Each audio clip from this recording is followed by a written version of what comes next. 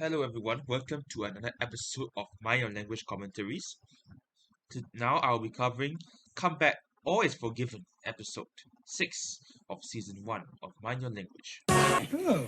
You'll get me shot then for her ladyship. Oh, I don't think she likes me. Mr. Brown should not have taken that biscuit.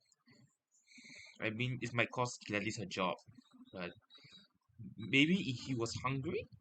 Haven't told anybody else it's my birthday, have you? No, not a soul. Oh, good. Please, teacher, come in. Ah, good evening. Ready? 1, 2, 3. Happy birthday to you. Happy birthday to you. Happy birthday, dear Mom. Happy birthday to you. Wasn't that nice? Hadn't told a soul, eh? Well, I might have mentioned it to one or two people. Well, I really wonder who are the two people she mentioned it to. Anyway, it's quite sweet of Gladys to tell the class about Mr. Brown's birthday, even if he doesn't want that. So I think it'd be a good idea if you all exchanged your pens for something else. Yeah? That's not a very good idea. He should have taken all the pens. I mean, the more pens you had, you don't have to buy a pen for some time, right? Wonder what this is. Pluma estilográfica. Yeah? What's that? Pen.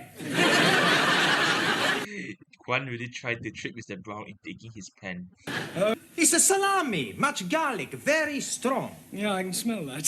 Thank you. With that amount of meat, he can last for a month. Wow.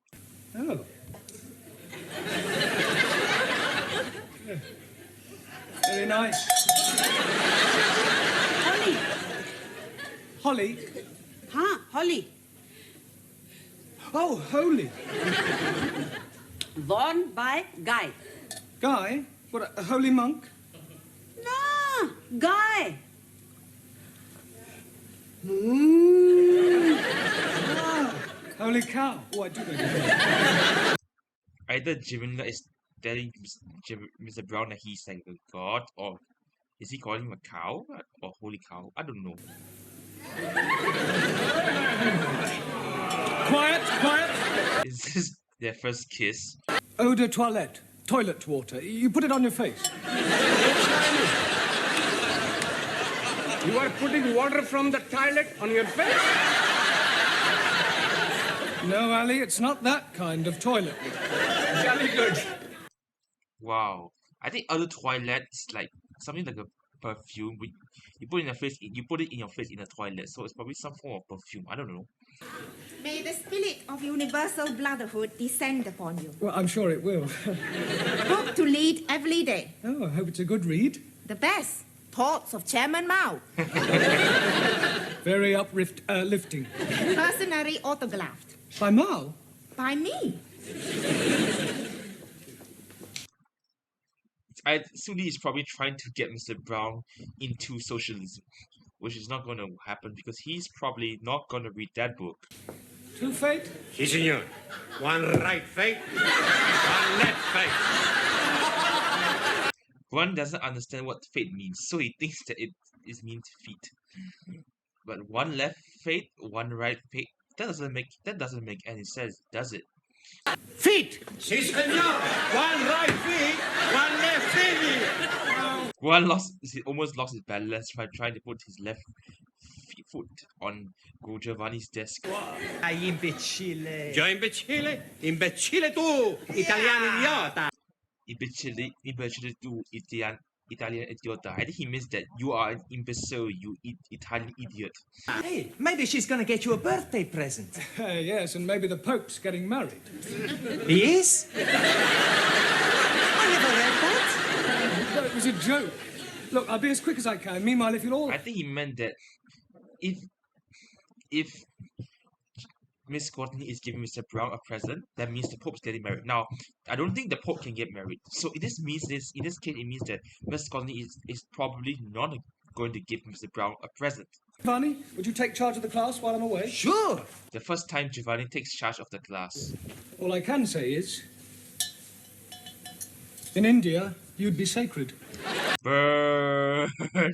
Miss Courtney is, Mr. Brown is literally calling Miss Courtney a cow. And in season 2, he calls her a pompous old cow. Hang on. Why is alcohol on alcohol a cup of alcohol next to Ali? If Ali is a Muslim, why is he drinking alcohol? Isn't that supposed to be haram or something? I've been fired. I've been given the bullet. Santa Maria! She tried to shoot you. Giovanni once again taking things too literally. Now, question number 1: how would Miss Courtney acquire a firearm and try to shoot Mr. Brown with it? I know she doesn't like men, but I don't think she will go she doesn't have the audacity to actually shoot Mr. Brown with a pistol or something. C'est incroyable, c'est formidable, enfin. Any French speakers can translate what Daniel said? Thanks. Okay? We twist her arms a little bit. Yeah, we tell her if she not let you stay, we work her over. We'll do nothing of the sort. We don't have mafia tactics in this country. How did Mr. Brown know that it's a mafia tactic? Yes, well, as they say in France, c'est la vie. Well, I've enjoyed meeting. I think he meant "c'est la vie" means this is life in French. I'm not very sure, but this is probably the similar meaning of that phrase. We let them. Can someone translate what Guan said? I know he said amigo at the start, which means friend, but the next part I didn't really catch it. What is this? Pencil. Okay, he's not wrong because you're literally using the pencil to tap the book. It is not a pencil. It's looking like a pencil to me. Let's try again. What is this? A finger. Okay, he's not wrong either because she's using her finger to tap the book. So if she just showed up, what is this? And someone would say, this is a book. I say, well done. But unfortunately, she was tapping it, so the students think that she was using either a pencil or her finger to tap the book. So that's on her already. A woman can do everything a man can do. Not everything. I was speaking academically. Okay, I think what Daniel meant is a man can only, how do you say, satisfy a woman's sexual pleasure, but a woman cannot really satisfy another woman's sexual pleasure.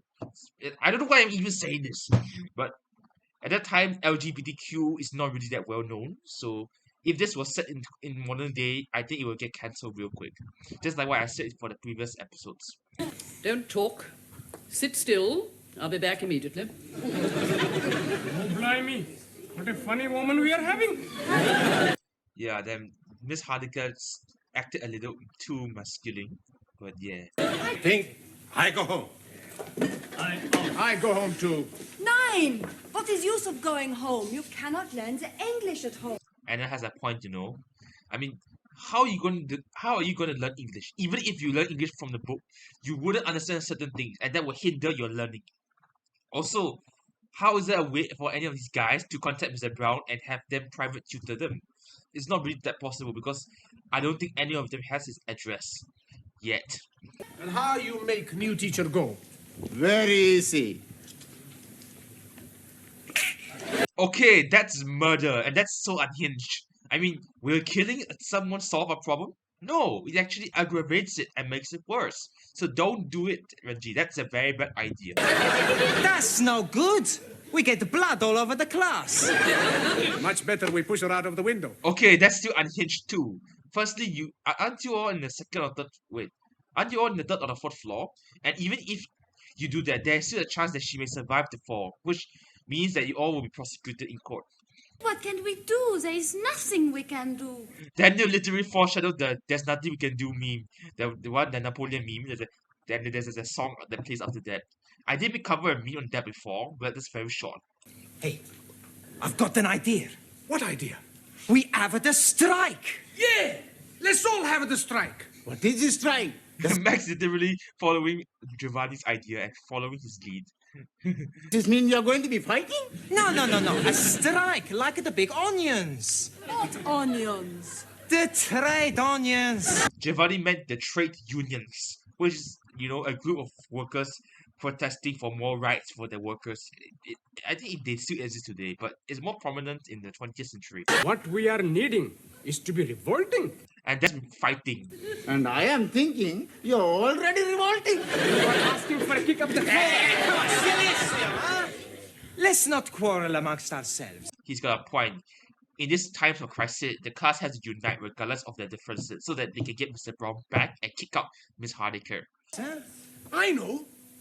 Why not we all have a sit-out? You mean a sit-in? Much better. Adopt policy of non-copulation. Por favor. New teacher arrives in classroom, we no copulate. Known as passive resistance. For once, Japan, China in agreement. We now speak to new teacher. I like it. We keep the trap shut. Silencio, understand? Si. Not speaking. Not a word. Stum. Suddenly once proving herself as one of the smartest students in the entire class. That's right. Hey, the senora, she comes. I am your new teacher. And my name is Miss Hardaker. And I have come to drum English into your respective alien heads. And you have come here to learn. Understand? Good. Okay, that's rude of her to call them aliens. Now, I have to take your names. You. What's your name? Are you deaf? You? Your name?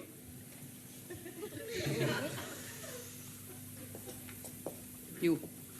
Name? I see. Well, I don't know how long you think you're going to keep this up, and I can assure you it won't make any difference to me. I'm just going to sit here until somebody speaks. Don Gott, you have squashed my apple strudel. I think Anna called her a dummy or an idiot in German. I think I've got it off now. Well, I'll be sending you the bill, of course. I thought you might. Well, I wouldn't mind that coffee now. I'm so sorry I've drunk it all, but you'll find a tea room down the corridor. Tea room? Tea room? You don't expect me to queue up with all those students? Oh, no, no. While I'm teaching here, I'll take my coffee in your office. Black, no sugar. Okay, that sounds like she's so entitled. I mean, she just started teaching English at this random school. Why did she expect to be treated like the principal here? So entitled of her. While I'm here, I think I'll have a look at your prospectus. The little I've seen, you could do with a great deal of reorganization. Okay, that's also entitled. I mean, you're not even the principal. Why are you telling the principal and giving her instructions on how to lead her school? You're not the principal. You're not supposed to tell her what to do. You do what she says.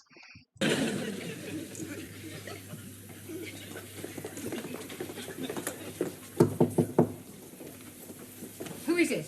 It's me, Gladys, with your coffee and biscuits. Right, come in. You look harassed. I am harassed.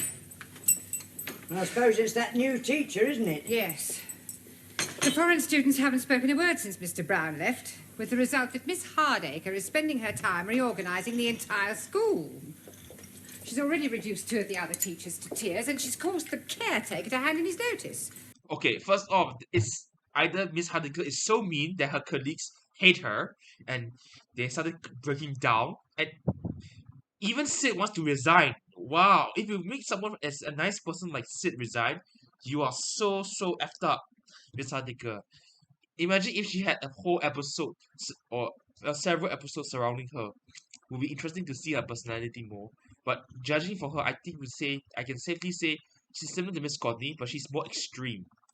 It's only a matter of time before she takes over my job. Well, why don't you get rid of her and ask Mr. Brown to come back? I can't do that. Why not? Well, not after having dismissed him. I have my...